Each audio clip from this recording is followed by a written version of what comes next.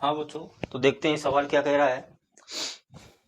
सवाल कह रहा है कि एक अपचाई ट्रांसफार्मर है। कौन सा ट्रांसफार्मर है? अपचाई ट्रांसफार्मर।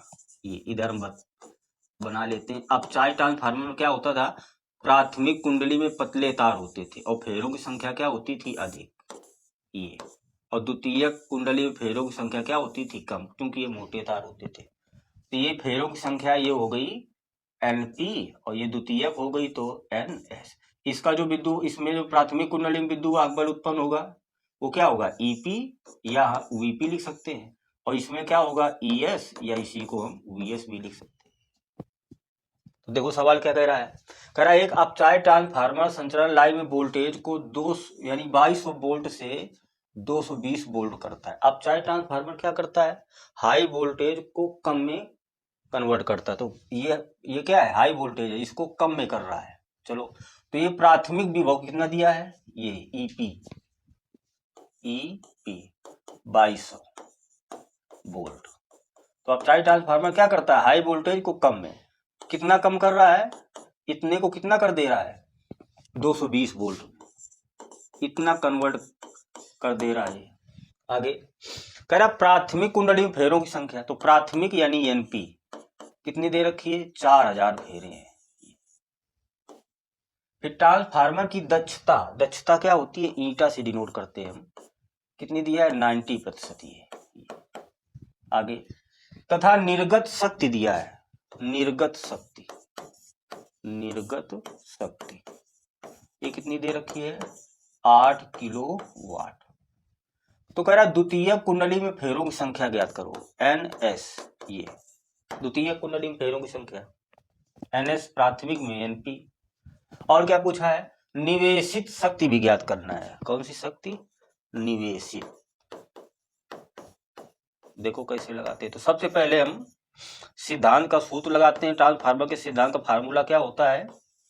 ES बटे EP बराबर NS बटे NP। चलो, तो NS निकालना है। तो ES कितना दे रखा है? 220 बटे EP कितना दिया है? 2200। ये बराबर NS निकालना है। NP कितना दिया है? 4000। ये तो 3 जीरो से 2 जीरो कटेगी, सॉरी 1 जीरो तो बचेगा ही।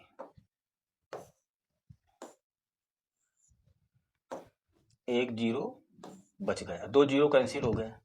22 से 22 हो गए। ऊपर क्या बचा? 10। नीचे क्या बचा? 1 बराबर क्या बचा? NS बटे 4 जीरो नीचे बचा 40। तो NS कितना आ जाएगा?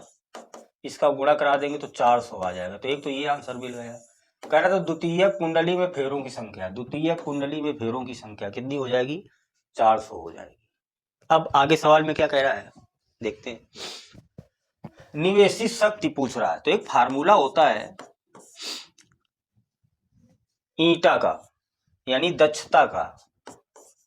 ट्रांसफार्मर की दक्षता का सूत्र होता है ईटा बराबर निर्गत शक्ति, निर्गत शक्ति और बटे निवेशी शक्ति, निवेशी शक्ति।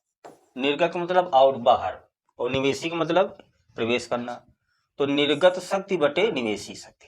अब ईटा क्या दे रखा है? 90%। और प्रतिशत का चिन्ह हटाएंगे तो नीचे क्या आ जाएगा? 100 आ जाएगा। बराबर निर्गत शक्ति दे रखा है, देखो ये 8 किलोवाट, 8 लिख दिया, बटे निवेशी शक्ति पूछा गया है। निवेशी शक्ति इसको हम ज्ञात कर लेते हैं। जीरो से क्या हो जाएगा? जीरो कैंसिल हो जाएगा। 10 का भाग देंगे तो क्या आएगा? 0.9 बराबर क्या आ जाएगा? 8 बटे निवेशी शक्ति, निवेशी। तो निवेशी शक्ति, तो निवेशी शक्ति बराबर क्या आ जाएगा? निवेशी शक्ति बराबर 8 बटे, ये इधर आएगा 0.9, दशमलव हटा दें, 0 बढ़ा दें, भाग देंगे तो 9 बटी 72, दशमलव लगाएंगे 72, कितना बचा? 8, फिर 80 हो जाएगा, फिर 9 बटी 72, तो 8.889 लगभग ये आ जाएगा किलो वाट। ये आंसर आ जाएगा आपका। निवेशी शक्ति 8.89 किलोवाट ये है।